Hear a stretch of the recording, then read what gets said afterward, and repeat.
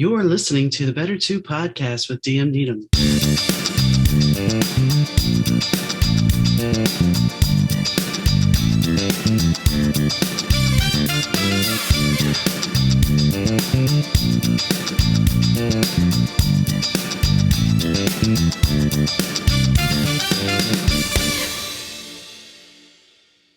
Hi, gang. Donna here. Thanks for tuning into the Better Two podcast. Today's guest is Maddie Kelley.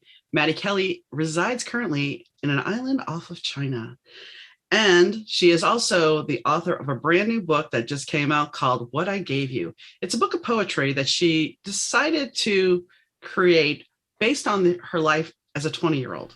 Today is a great day to start your own podcast, whether you're looking for a new marketing channel, have a message you want to share with the world, or just think it would be fun to have your own talk show. Podcasting is an easy, inexpensive, and fun way to expand your reach online. Buzzsprout is hands down the easiest and best way to launch, promote, and track your podcast. Your show can be online and listed in the major podcast directories like Apple Podcasts, Google Podcasts, and more within minutes of finishing your recording. Podcasting isn't hard when you have the right partners, and the team at Buzzsprout is passionate about helping you succeed. Join over 100,000 podcasters already using Buzzsprout to get their message out to the world. Follow the link in the show notes and tell Buzzsprout we sent you. That gets you a $20 Amazon gift card if you sign up for a paid plan and help support our show. And that $20 gift card will come after you have your second paid invoice. So let's create something great together and join Buzzsprout. She said that poetry always kind of had, there was no connectedness, and she's a big fiction reader. So what she did with her book was create a beginning, a middle, and an end. So the poetry has a story to it. So I hope you enjoy the interview. We talk about a lot of fun things, and check it out. Hi, Maddie. How are you doing? I'm well. How are you? Thank you for having me. Thank you for coming. We tried to do this a while ago. We had some complications, but I'm glad we finally got connected. So you're in China. Yes, I currently live in Macau, which is a small island in the South China Sea. It's really close to Hong Kong, actually. It's about like a 45-minute ferry ride just across the water. Okay. What made you go to Hong Kong? I actually lived there as a child. So my parents took me out there when I was 12 for my dad's job to Macau. I'm originally from Las Vegas, so casino life is sort of in my blood. And so my parents took us out there when I was 12. I fell in love with it because there's a sense of safety here that is not necessarily the case in the United States. So as a 12-year-old, I could take a taxi anywhere I wanted to go in the city. I could meet my friends anywhere. I could go to their house. And that newfound sense of independence, I just was like, I latched onto and I refused to let go of. And so flash forward several years, I just graduated from college. I was working for Disney, and my chance to sort of work my way into the area that I wanted to do was closing. So I decided to take a step away from Disney and to pursue what I wanted to pursue, which was attractions. I really loved the idea of building, basically like taking stories and bringing them to life, and like making magical moments is the heart of everything that I do. So I developed that at Disney. I fell in love with their mentality and how they do things. And then because it's such a corporate beast, like getting into that space is so impossible. So I was like, okay, I'm going to step away and go find a place who's willing to give me a shot as like a 22-year-old, 23 newbie. And so the company here in Macau, which is one of the big casinos here, it's called Galaxy Entertainment. They have a section in project development, which helps to build attractions because Macau is trying to diversify their portfolio and not just be casinos. That's why I ended up coming here to Macau. So I build attractions for one of the major casinos here, and it's been a blast. Nice. I had a friend, or actually she still works for Disney down in Florida, but she wanted to be a cartoonist.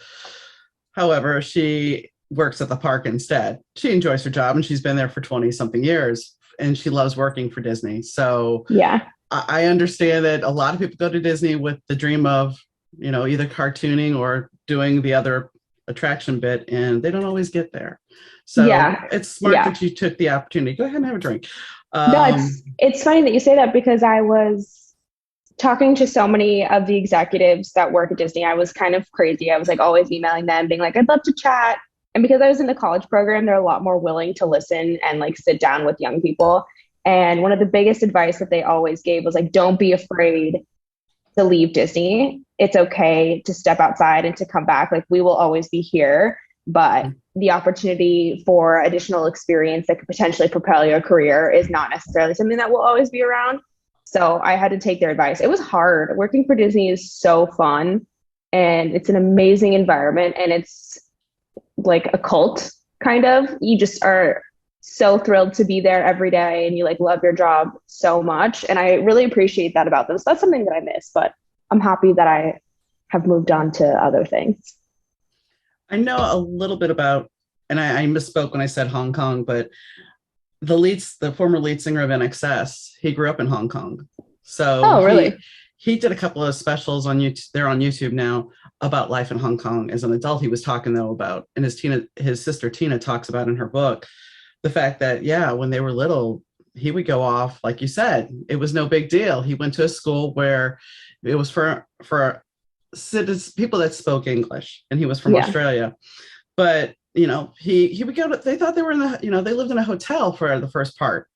And so they would ride the hotel elevators. Nobody said anything. They would go catch a cab and go meet their mom. I mean, it was just very free. And there was a community sense, though, about it.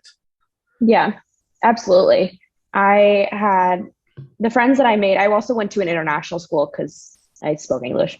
That's what you did, so, a lot of my friends were from different countries. And it was the first time that I had ever experienced being around such an international group of people. Like, my best friends were from Sweden, from England, from Hong Kong, and you like live at each other's houses. You go there after school, or you spend, sleepovers there and things like that. So it was very much like a sense of community, especially I feel like as an expatriate, it's an automatic sense of community because you have that shared experience of leaving the place that you are from to come to be in a brand new place, a new culture, a new environment.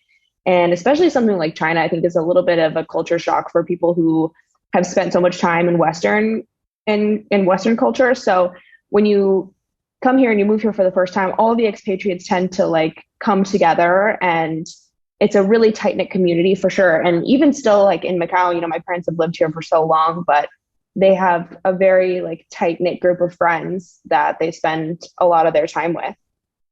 So in a way, I know America is considered the melting pot, but the way you're describing it, it sounds very much like a melting pot that people absolutely. find. And here's the thing. I think the culture, I'm speaking from what little I know, the culture there is not so, well, I know that their rules and restrictions can have really bad penalties. There's not the gun culture. No, you just said it. Absolutely. You don't want to go to jail here. Mm-hmm. And that's just what it is. Like, you really don't want it. I just feel like the incentive to commit a crime is so low because the alternative or the consequence of that crime is way worse than whatever is motivating you to even consider like doing the crime in the first place. So crime here is really not a thing. Like, maybe petty theft every once in a while, but their CCTV system is so intricate that you can trail somebody from the very first second that they commit the crime all the way up to the point where they think that they got away with it. And you can track their movements exactly through cameras all over the city. So it's impossible really to commit a crime and get away with it. So it's nice, especially as a woman, like now in my 20s, to not have to worry about taking a taxi home by myself. Sometimes I forget to lock my door at night, and that's totally okay. I can go to a coffee shop, spend like 4 hours there doing work or writing or whatever, and I can get up and leave my purse to use the restroom, and I don't have to fear that my belongings will be gone.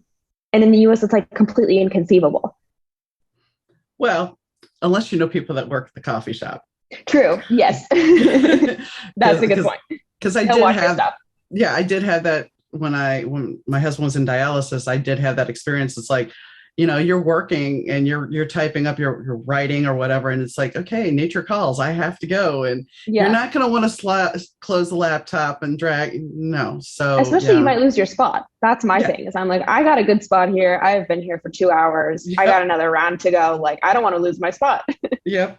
Yeah, I mean, I had a spot at Barnes that was my Yeah, spot, and that's where I wrote. And it's just like you get used to the energy of being in the same connected space. So you are a writer as well.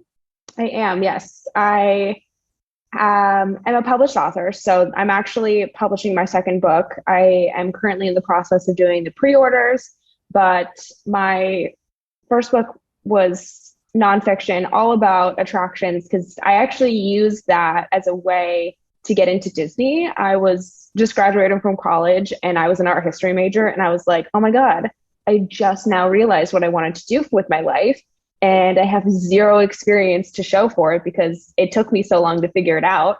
So I was like, how can I get experience quickly and also have something impressive on my resume that will encourage recruiters to look at me more closely?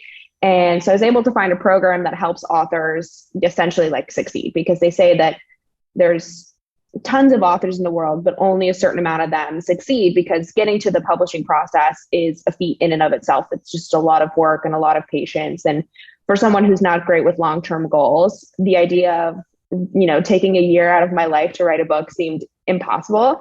But I found this program, they were able to help me do it, and I published, and then I was able to like get my, it wasn't necessarily my dream opportunity, but it was it was a foot in the door at Disney. So I was happy about that.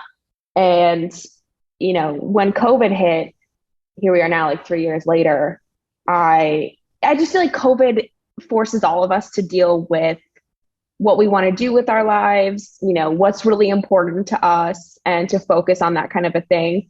So I was at work and work was slow for me for a while. I was, just the lowest man on the totem pole. So there just wasn't really enough for me to do. And I have never stopped writing. I guess it has always been a part of me, and I never really understood or saw that until I was, at my desk on a random Tuesday, looking at emails that I had already responded to, or, didn't know how to respond to. Basically, I was bored. And I was like, you know what? I think that I deserve the opportunity to publish my work. I'm proud of the things that I do, and I get really awesome feedback from friends and family. And I think that I want to do something for myself. I don't want to publish this because it's for a job or it's, for money or whatever. I just want to do something creatively for myself. I've never done something like that before. I'd never done something without like an ulterior motive of trying to get in somewhere somehow. And then when COVID hit, I was like, you know what? No, like I need to have some things that I do because I love them and they're important to me. And, if it comes with a best-selling title, great, but that's not what I'm in it for. And so that's what encouraged me to publish my second book now. And tell us about your second book. It is a collection of poetry, which is all about life in your 20s. It's a roller coaster of ups and downs, learning how to deal with independence, leaving home for the first time, coming to terms with who you are as a person, like, dealing with the hard questions that you tend to run away from as a person. I know I did. And then the book kind of ends at the beginning of this next phase in my life where I feel really excited about the steps that I'm taking towards my future. I feel like I've learned so much from my past relationships, and now I feel like I understand what I'm looking for in a partnership and what I bring to the table, and, just sort of coming to terms with who you are completely, the good and the bad, all of those things that combine to make life what it is. And I feel that life, you're really living life if you feel everything, whether that's happy or sad. But the fact that you're feeling things so deeply, to me, means that you're really living life to the fullest. And so that's kind of what this book is all about. It encourages us to feel deeply and to you know, go back and look at times in our life when it was great, when it was bad, what we took away from that, what we're bringing that to our future, and that kind of an encompassing experience. But I actually never read poetry growing up. I don't know. I just thought it was like so boring. And, for an avid fiction reader, I was like, poetry has no engaging storyline to me. There's nothing bringing me to the end or to the conclusion. And so that was something that was really important to me when I was writing this, is I was like, I personally don't read poetry. And so why would I expect somebody to pick up a poetry book if I don't even do it myself? So I really wanted to make sure that there's a clear like beginning, middle, and end with a climactic moment and a journey that I could take my readers on. So that's why it starts at like leaving home. As a young person, you leave home, you fall in love for the first time. It's an amazing, intense roller coaster experience. And then, unless you're one of the lucky few who finds their soulmate, young, you break up. And that's a mess itself. And you got to pick up the pieces and you got to move on. And then the end is coming to this sense of like peace and settling, but also being excited about that place. Like you're finally in a good spot and you can see things clearly. It's like the calm after the storm. You're like, I can finally see the horizon and I know where I'm going. This episode of the Better Two podcast is brought to you by Kitty Mystic and DM Needham, author of My Days with the Dark Muse, as well as Love is Worth Waiting For. And I mean, in all honesty, you will go through that sometimes several times in your life. I mean, I hope so. Well, the amazing thing is, speaking because I'm 54, it's like I remember being in my late 20s and I ended my marriage. I was no longer a stepmom.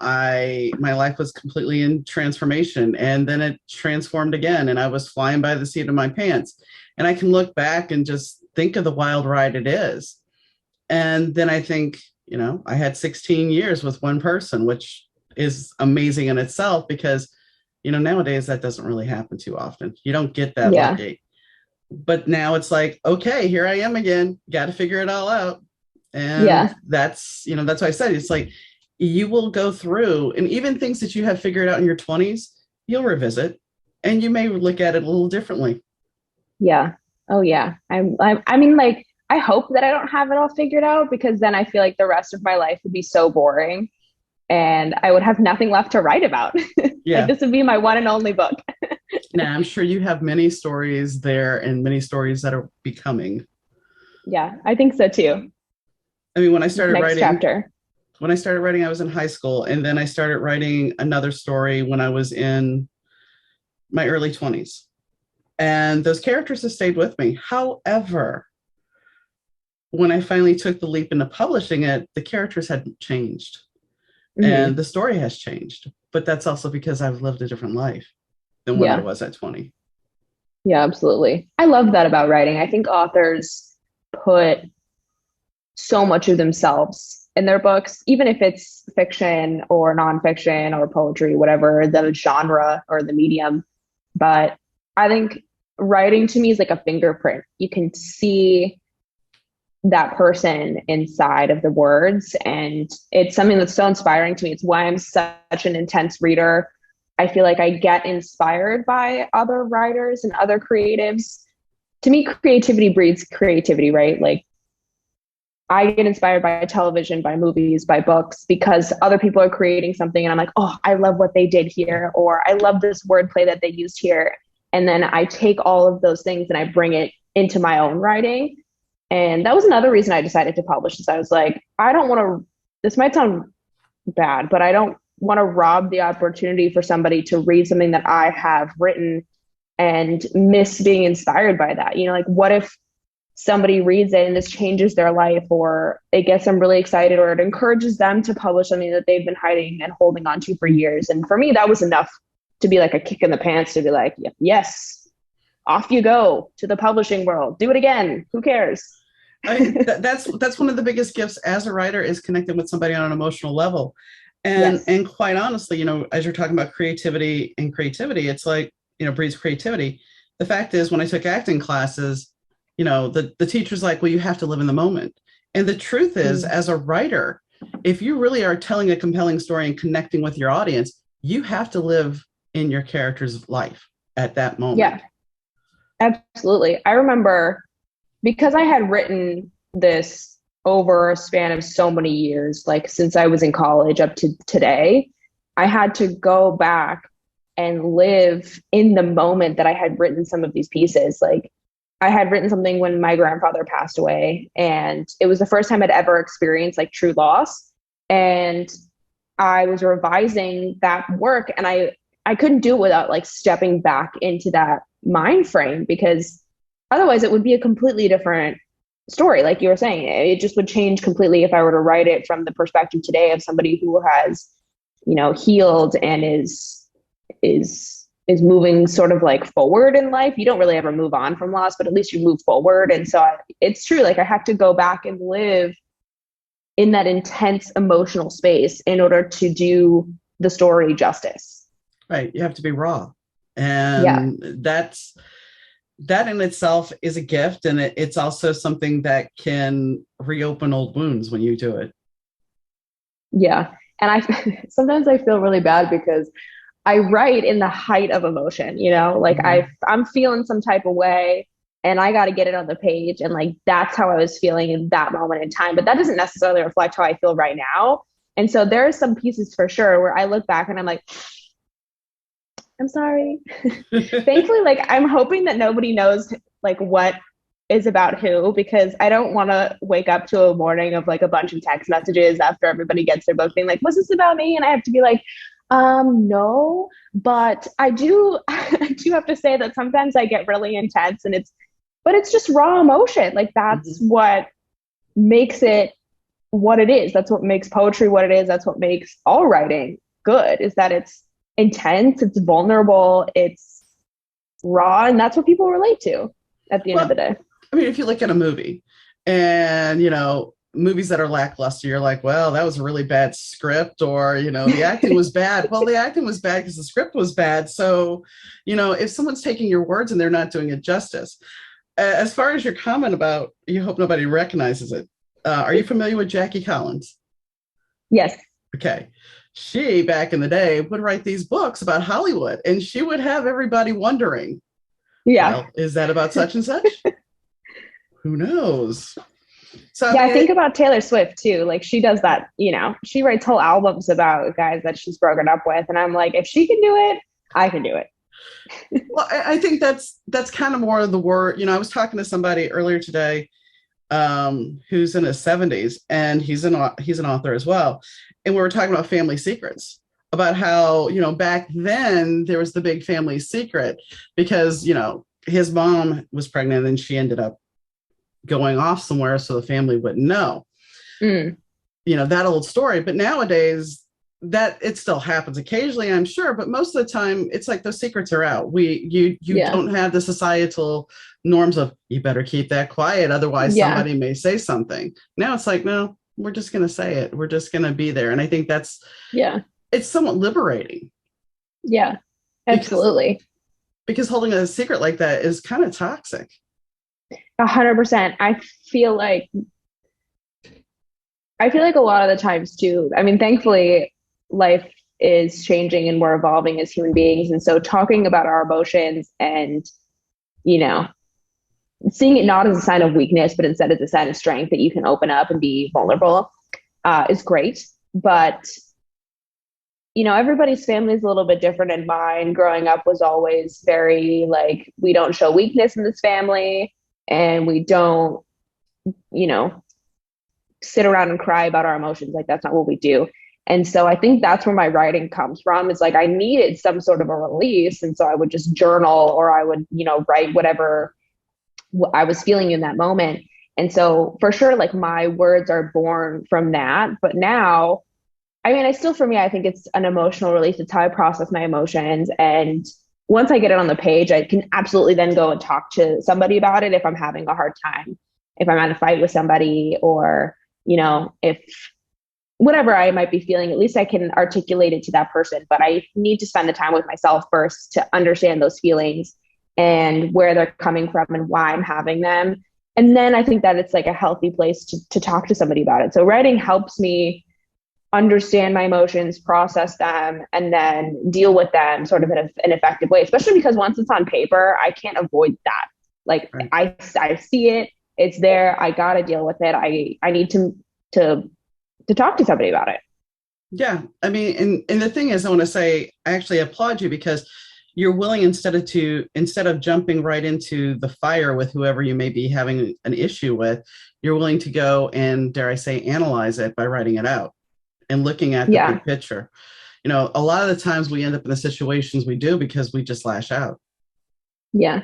My ex was like somebody who had to talk through his feelings in order to get to the conclusion. And that was always something that was really, it was something that I had to genuinely work with him on, because when you are with somebody that has to, talk it out in order to get to the conclusion, you're on that ride from the beginning. You can't necessarily react at the first sentence, because that's not necessarily what they're trying to say. Like, they're trying to get to point Z, and you got to go all the way from A to get there. And so it took a lot of patience for me to have to like hear him out entirely without jumping on something early in the thought process, because otherwise it would just like start a whole other fight that would be a tangent that was not what he was trying to get across in the first place. And so like we missed the point of what he was trying to tell me. And so like as a partner, I felt like I had to become a better listener in order to understand, maybe what I was doing wrong or something that he was trying to say in the beginning. But I had to like be patient with that and not jump at the initial thing and start some other random fight that doesn't have any meaning. Well, and here's the thing, it's a rarity to find a male, and that this is going to be in my generation, that is actually willing to be open. My husband was, but most time, as you were saying, we're strong. We don't want to cry. We don't want to show emotion. And men are raised like that. Yeah. And it's like, that goes back to the toxic masculinity. I mean, why do we have to shut down those emotions? It's all part of being a human. Absolutely. And just because it's like, women are absolutely emotional creatures. We nurture life literally, which is awesome. But that doesn't mean that men have to be these like, brutes who just like grunt all the time. Like that's not, that doesn't necessarily mean one or the other. We can absolutely do both. And I think that if, as parents, we raise our kids at the beginning to be more open with their emotions and to talk them through as a family, that men would probably be a lot more chill. I feel like they have so much pent up energy from the fact that they don't necessarily express their true feelings right away, that they end up being like all the time. Well, and the funny thing is, talking about how we changed and everything, when you look at, as a writer, when you look at the romance novel still has him being the big toxic man and everything else. Yeah. But yet, if you poll women, they don't want that. They don't want somebody to come in and rip off their clothes. But yet in a book, they want that. And I'm often puzzled by this, because it's like, how do you say you don't want this, but yet you're willing to have this fantasy? And let's be honest, since you work for Disney, romance novels are basically Disney princesses for grownups. I mean, that is not my vibe at all. I am much more of like a murder mystery, sci-fi kind of gal. I did read, actually, one of my favorite series is by Anne Bishop. It's called the Black Jewels series. And the whole series is, it flips the relationships between men and women on their head. That's the entire premise of the book, is that it reconstructs social constructs between men and women. And it talks about how women are the nurturers, the protectors. They are like not necessarily softer, because the women are actually who are technically in power in this book series, but we have like a softer emotional, like if I were to describe it as like an orb, sort of like a light colored orb, whereas for the men, they are these like warrior types, but their duty as a male is to honor, cherish, and protect the queens.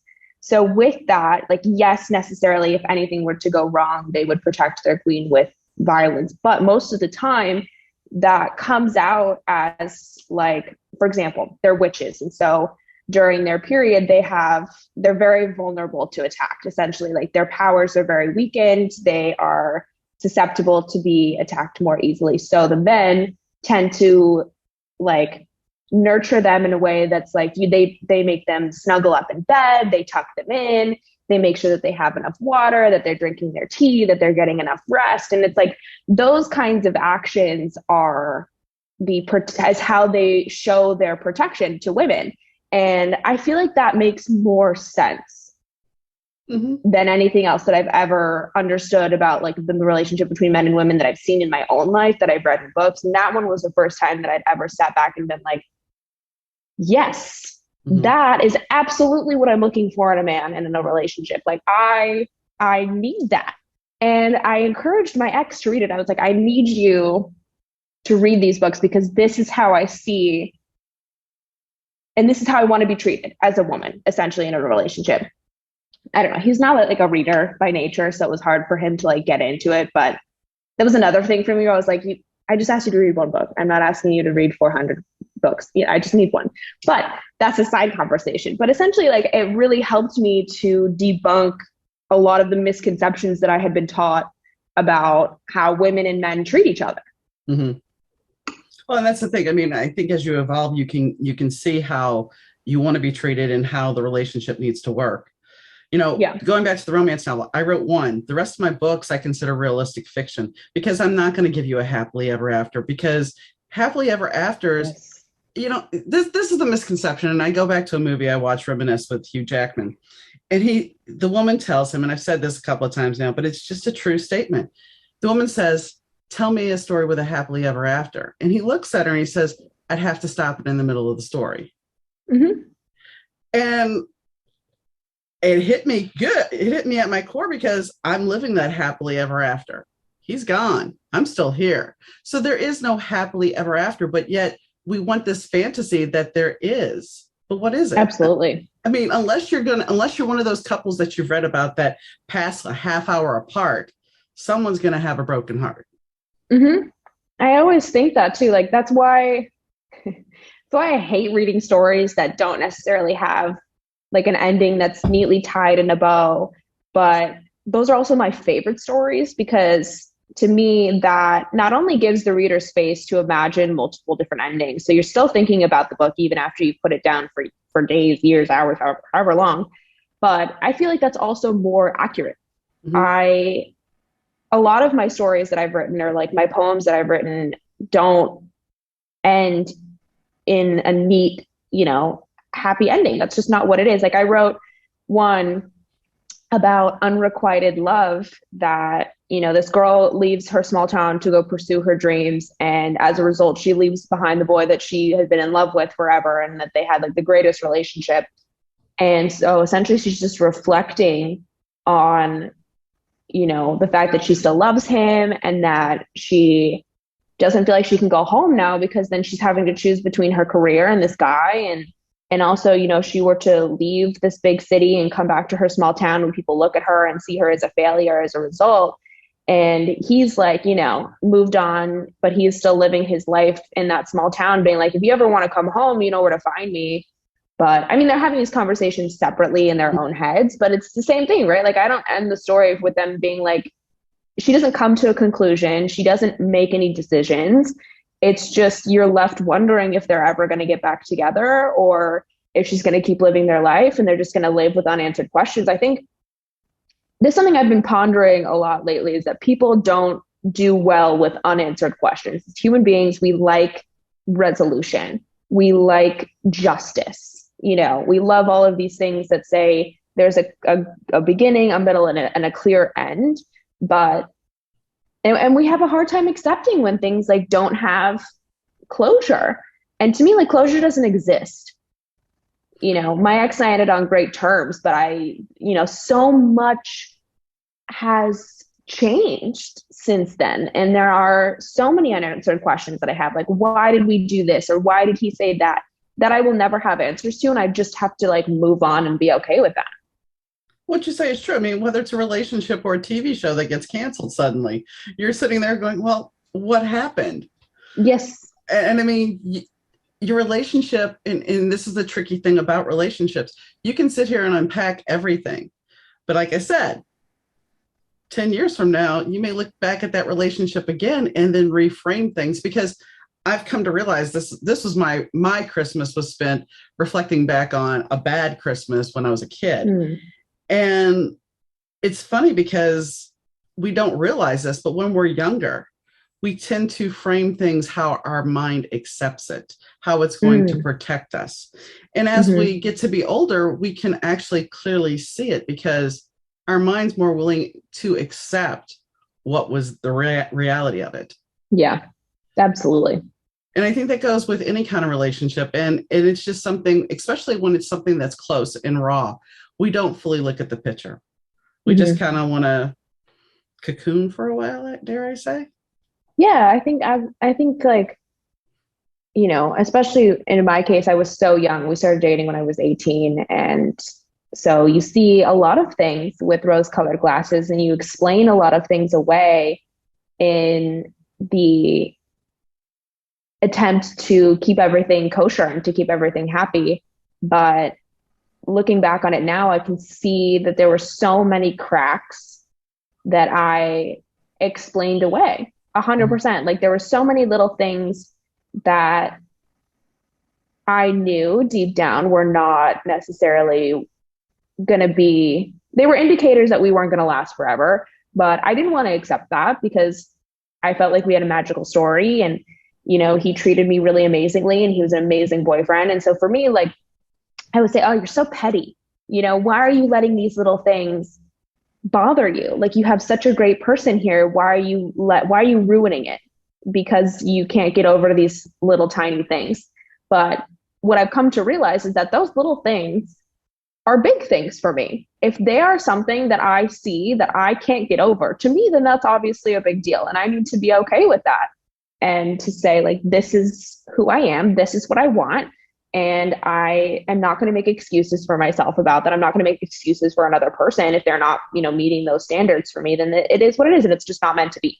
And that was something that I had to like learn after the fact. Yeah. Yeah. I mean, when I can look back at my first real relationship and my first marriage, and it's like those situations lent themselves. There were signs there that this is not right. And you choose to ignore it, especially in the case of the marriages. We were already having issues, but the girls really wanted us to get married. So it was kind of like, well, I want to make them happy. Yeah. And it didn't last a year after. I mean, we were together 3 years prior, but after we got married, it didn't last a year because his idea has changed. His idea now is, I own you. No, you don't. Just because you got a piece of paper doesn't mean I'm chattel. Sorry. Yeah, for sure. No. But definitely not. I don't think I don't. Some men don't understand that. They think once they've, you know, signed over that marriage certificate, it's all permanent, and now I can say what you do and what you can't do. No, sorry. And all men love tying down a strong, independent woman. Like for them, that is the ultimate chase. That is the ultimate goal, is to get an independent woman to feel like she needs you. And then once that happens, it's like, okay, we're done. Thank you. When I look at when I started driving, my stepfather's like, you're going to learn how to fix a car. Now, mind you, I grew up in a shop because my dad was a mechanic, but my stepfather's like, you're going to learn how to change a tire. You're going to learn how to jump a car. If you're going to be responsible enough to drive, you're going to do this. Fine. So I meet the first husband. He's going to do a brake job on this Buick. Okay, it's an older car. I can help. I'm like, I'm going to help you. No, this is man's work. Should have known then. I wish the listeners could have just seen my face right now because it was full of disdain. If they go to YouTube, they can see it. But the fact is, he was like, it's man's work. And, you know, there was other things that he would term woman's work. And it was just kind of like, so these were all these things that kept I love the girls so dearly. This is why I stayed. I know this is why I stayed. But I remember one day being married to a second husband, and I'm like, well, the car needs an air filter. He's like, okay. He's like, I'll be right back. So I walk down the aisle to get an air filter. I go past all these guys who are all puzzled. I grab the air filter, come back. He goes, I love you. Yeah. That's the difference. Yeah. So it's like I had somebody that got me, that wasn't willing, that was my partner, that wasn't going to go, oh, you're a girl, you're not supposed to do those things. Who said? Yeah. That for me is a key differentiator. Like if you see your relationship as a partnership from both sides, like as a woman and a man, or as a woman and a woman, a man as a man, whatever. But if you see your relationship as a partnership, that's a completely different understanding of how that relationship functions versus, like your, I don't even know what else to call it. Like Neanderthal? I just feel like that, yeah, cavemen relationships. Yeah. Yeah. I mean, we're not playing Leave It to Beaver. We're not doing any of that. And it just, it got to a point at the end where he was gone on the road. He was a truck driver at that point, not when we first got together, but at this point, he's gone on the road. I'm a part-time disc jockey and I'm at home with the kids. And I'm thinking to myself, okay, so basically I'm married, but I'm a single mother. Why am I doing this? The kids are going to get older, and who am I going to be left with? Him? Yep. No. And I had a friend who was kind of pushing me. So, especially as a mom too, my mom talks about this a lot. Like it's really important to have both parents present because that makes you the good guy and the bad guy. And then when he comes home, he's like the hero because with mom, she always is the one to say no, or she has to be the one to enforce the rules because nobody else is there to do it. And so then you have to be the bad guy. And it's like, it's totally not fair. Well, this situation was even worse than that because I wasn't really their mom. I was their stepmom, but their mom wasn't in the picture. And when he would come home, he'd basically say, go to your room. When I discovered Buzzsprout, I was about 30 or 40 episodes already in. And I thought, I really think they have a lot of opportunities here and a lot of options for me to explore. But it's going to be a lot of work to move the podcast. Wrong. It was so simple. It was a click of the button and everything transferred over seamlessly. And bonus, I got a website out of it, a website that has all my social media links for the podcast, and everything in there is central in one place. What could be more convenient? I mean, honestly. Then, besides that, a couple of clicks of buttons and I'm on every major platform. It was simple. And you want to build your audience. You want to be on every platform you can. And also the other thing was analytics. The analytics were top of the line. So if you have a podcast already and you want to move it, I would highly recommend doing it with Buzzsprout. And if you're new to the podcasting business, Buzzsprout is the way to go. And right now, if you follow the link in the show notes and tell Buzzsprout we sent you, it'll get you a $20 gift card if you sign up for a paid plan, which helps support our show. And we would greatly appreciate it. The only thing is, remember, before you freak out if you don't get it after you get one paid month, it takes two before you get that Amazon gift card. So, check Buzzsprout out. I'm sure you would be happy. And let's create something together and come over to Buzzsprout. So it was a very bizarre thing. Like, fact is stranger than fiction occasionally. My life is proof of that. But I mean, so it was like, they called me mom and everything, but it was one of those things where it's like, yeah, it was good mom, bad mom, and he had no say except go to your room. Exactly. Which is totally like not the partnership that we want in life. No, I remember coming home from working 2 shifts at the radio station, and he had gotten the kids up, did not feed them breakfast, did not feed them lunch, and proceeds to tell me when I hit the door, can you feed them? And can you do my laundry? Because I got to go out on the road tomorrow. And you're like, what have you been doing all day? Oh, yeah, because I had to go back to the station for another shift because we were shorthanded. And it was just kind of like, yeah, I but I was the good little wife at that point. And I was like, fine, I'll do it. But yeah, I mean, you have to look at your partner. And there's so many women that because the way we're raised, we take that. Yeah. And I refuse to do that. Absolutely. There's been a couple of women and they're in their 30s that their husband handles all the finances. They have no clue what's going on. And I'm thinking, what are you going to do if he were to get in a car accident and die?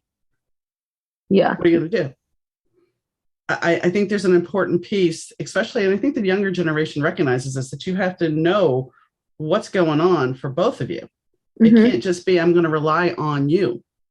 I think that all the time. Like, why in school with the fact that we have access to information at the tip of our fingers, am I required to memorize things that I don't need to have memorized later in life when they don't teach me how to manage my finances, how to take out a loan, how to mortgage a house, like how to do all of these really important life-changing things. And then at 18, you expect us to go to college already in so much debt because we had to take out a loan that we don't understand, and just like go on with our lives as if nothing is different. And it's like, to me, that makes no sense, because I agree. I think financing is so important and we're not taught it in school. And so you go into your life with no understanding of how to manage money, no understanding about how to, like work with a bank. You don't understand any of the terminology. And so immediately you're at such a disadvantage. And if as a woman, people believe that you can't handle finances, then you're at even more of a disadvantage, because if something were to happen, like at the end of the day, we all have to manage our own shit and we all have to take care of our own money. Even if you're married, like right. You had to start somewhere, sister. Like right. You came from somewhere before you were with him. So like, how did you manage your money then? My mom and our family handles all of the cash. And so for me, she was always telling me, like still is to this very day, that finance is so, so, so important. And that if you don't understand it and you don't know how to manage it, you're screwed. Well, my husband, because of his health issues, I did all that. So it wasn't a big deal for me. But, you make a very good point. And I was just reading an article about, will public schools be going bye-bye? Because a lot of teachers and stuff, because of the remote learning and everything, it's going away. And somebody made a very good point, and I think it's very true, that we have, when I was in school, if you brought a calculator to school, because I had a Disney calculator I got in first grade, and I brought it for show and tell, and I was allowed to pull it out, show the class, and then it had to be put away and never to be seen on property again. Otherwise, it was going to be taken away, because you will never have a calculator in school. Yes, I know we have phones. I know it's funny now. Yeah. But the fact of the matter is, and this is what this person was saying in the article, is that we have information at the tip of our fingers. And just as you said, we don't need to learn everything that we used to know. And AI is going to be doing some of the jobs that we were going to do. Yeah. So instead of teaching kids necessarily you better do these standardized tests so everybody's on the same playing field, why not go for, number one, their skill set, what they can do. Number two, teach them about their money and life skills. 3, teach them about emotional skills. Schools should still exist because of the socialization aspect, because we don't want to get to a point where none of us leave our houses and know how to interact, because that's one thing COVID has done. Yeah, absolutely. People forget how to act in public. Yeah, no, I totally agree. I think that I've always been saying that the school systems need to evolve and grow. Like, it's really interesting if you look at statistics for what it's similar grade averages or grade ages. So if you're in the 3rd grade, what they were teaching 3rd graders in the 50s versus what they are teaching 3rd graders now, what they were learning in the 50s was way harder than what 3rd graders are learning today. Okay. And that's shocking. We've come so far, technologically speaking, that why we aren't like challenging our future to continue to grow and be smarter than our previous generation doesn't make a lot of sense to me. It feels like we are just like dumbing everything down, but for what purpose? Well, if you take away critical thinking, I mean, my generation still had critical thinking, but then they started saying, well, we don't need to teach them cursive. We don't need to teach critical thinking. We're all about standardized test scores. If we don't teach you critical thinking, how are you going to question if something is off? How are you as a workforce, the reason that people get paid more is because they're the ones who can look at a situation, see something that could be better or could be different, and they're the ones who actually implement that, And so if we don't have those kinds of skills, and if that's not what we're teaching our future, then that's also not what the job force is looking for at this point. When you get out of college, they want critical thinkers. And if you're not taught that in school, you're essentially entering the workforce wholly unprepared and in total debt. And you're like, okay, great. We've just set our futures people up for total failure. Yeah. I mean, honestly, I mean, I've had a very diverse background as far as jobs, but when I went to insurance, I was in mail file and everything. And then when I went to my first job as an adjuster, I was supposed to be in working the dispatch desk, but they ended up putting me as an adjuster to get training. We had 3 days of training on liability claims. So we're talking accidents. And I remember somebody telling me, don't worry, you're only going to have a single car loss. That's all you guys are going to get is single car losses initially. You're not going to have to worry. It's like a deer hit, somebody hit, some vandalism. Okay, fine. So I have 3 days of training. I get to my desk and the first claim I get is a parking lot accident. And I looked at my boss and I said, what is this? Well, we really liked your liability decision and the way you think. So you're not going to have single car losses. You're getting liability losses. Okay. Okay. And off I went. Well, they did something similar later on. About 6 months later, I was going to my desk and one of the other adjusters who was in the bodily injury unit from accidents looks at me and she goes, I hear you moving over here. And I'm like, excuse me? I don't want to deal with blood. No. She goes, well, I hear you moving over here. And I'm like, I did. And who? Well, one of the supervisors were talking and they really liked okay. So yeah, right. I mean, but if I hadn't had that critical thinking down, but here's something to think about. So as I'm at that job, they come out with this computer system. This is early 2000s. That is going to handle the left turn liability decisions because a human can't necessarily determine this. The funny thing about that, and granted, this is like I said, early 2000s. The funny thing about that is the computer didn't allow for all these scenarios. Nobody had put all the scenarios possible in there, but you still have to follow this. So it was just kind of like, yeah, okay. So AI, while it's great, it doesn't know everything. No, yet. Of course not. That's why it needs, AI needs us to put in the information, right? The more information that we give it, the smarter that it is. But if we weren't there to give it any information, it would still be like, a hunk of computer parts. Mm-hmm. Although, technology, we do have Terminator movies and I always think like that because Elon Musk is like totally against AI. And I always think about him when I think about Terminator because he sees that. I feel like something I think about that's really cool about him is that he loves sci-fi and like his whole thing is bringing sci-fi into reality. And so he sees AI and he's like, no, I saw Terminator. Like, don't you guys know that this is not safe? Well, let's go back a few years with the whole Mockingjay Hunger Games thing, okay? We're having the dystopian novels and everything's falling into crap. Yes. And hello, COVID. Hi, everything's kind of... Sci-fi is just like a time machine, I feel like. Anybody who's written some sort of sci-fi has like seen a crystal ball into the future or something, and they just are like wild predictors for what's going to happen. I mean, The Simpsons like literally predicted COVID. Mm-hmm. Well, Star Trek. Look at the original Star Trek with the communicator and stuff. It was the original cell phones. Yeah. So, I mean, when you really start unpacking everything, sci-fi, it has offered us a lot more than a lot of people are willing to admit.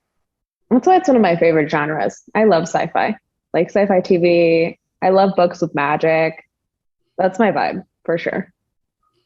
And when you think about, there was a show called Lost Girl, and while it was on sci-fi, it was kind of more of a magical show, and it was really good. But people think, oh, those kind of things can't happen. How do you know those things can't happen? It's like the same thing when people say like that aliens don't exist. I'm like, you guys.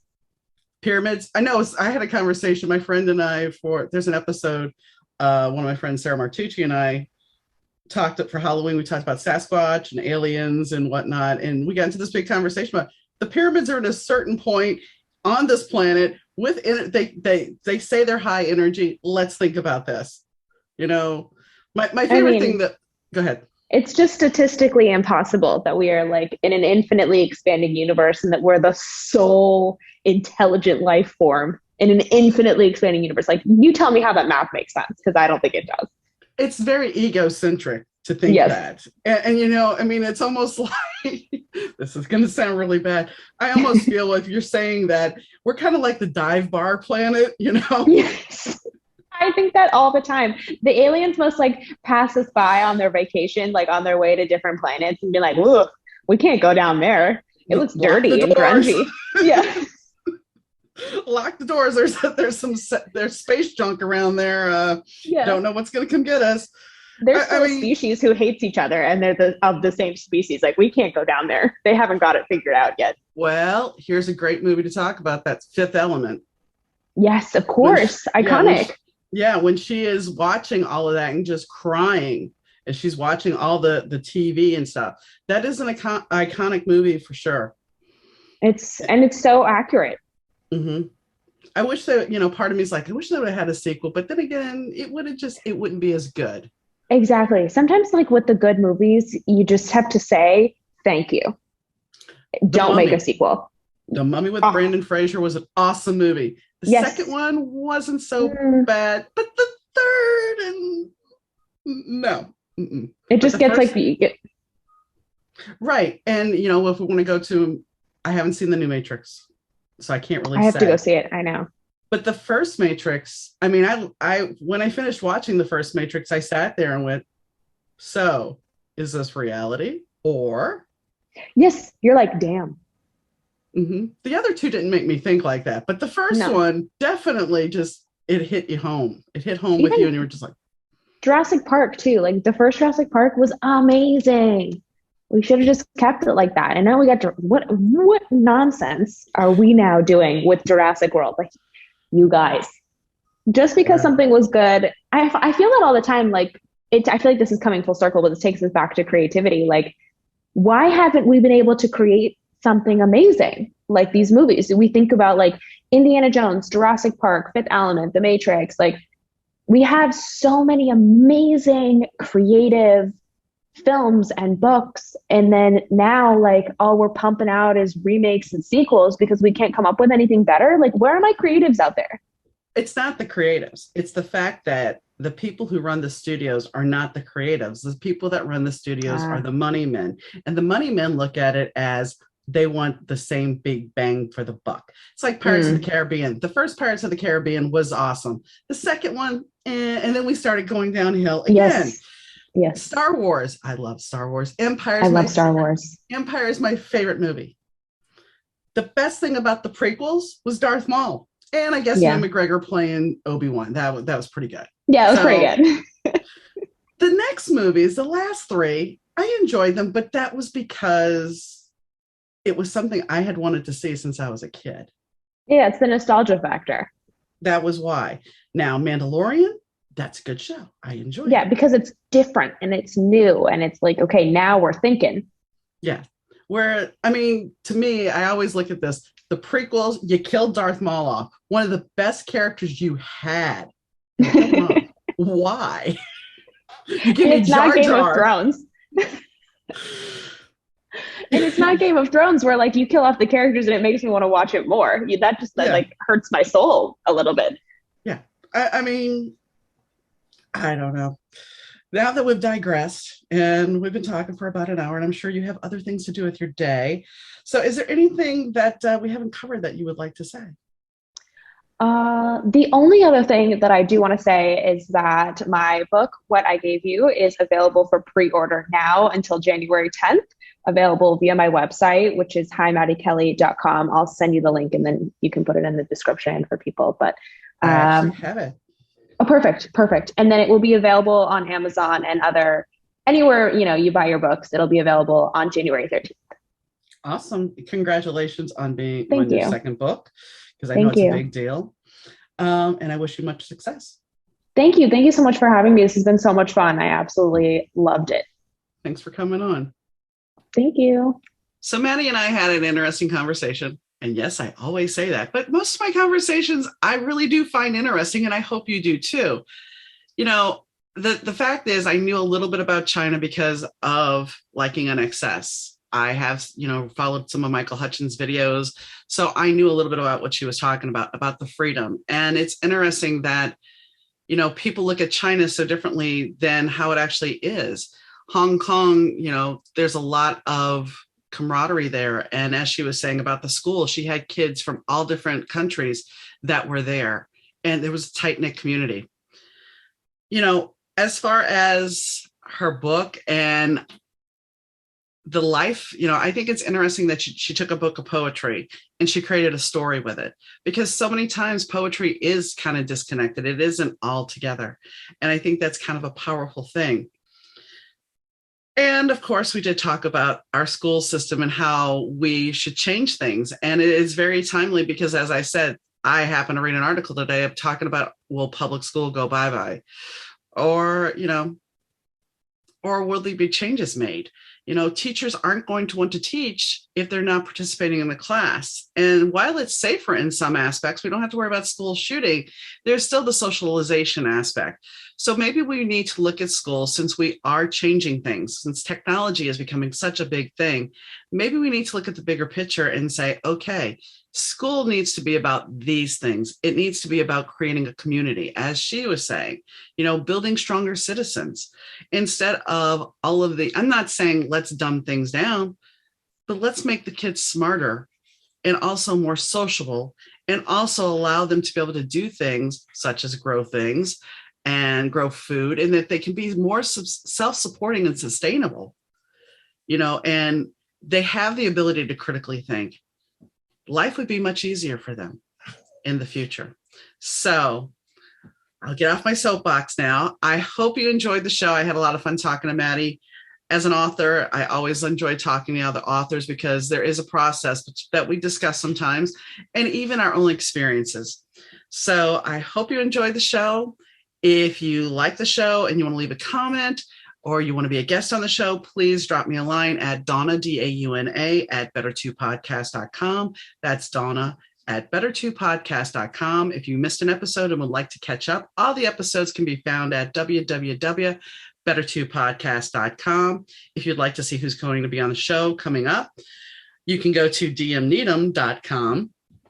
That's DMNEEDOM.com. and check it out. I have it under the Better 2 podcast. I always put the future guests down, and you can recognize what shows you are interested in, or you can check them all out, because each show is a little different. So on that note, while you're at the Better 2 podcast page, if you want to hit the social links up, go ahead. We do have YouTube videos, and anywhere you're listening to the podcast, please hit subscribe and follow us, because we really do like your support. So I hope you have a wonderful day or evening, or whenever you're listening to this, and I'll catch you next time, guys. Bye. The Better 2 podcast is mixed, edited, and produced by Rich Zai of Third Year Audio Productions.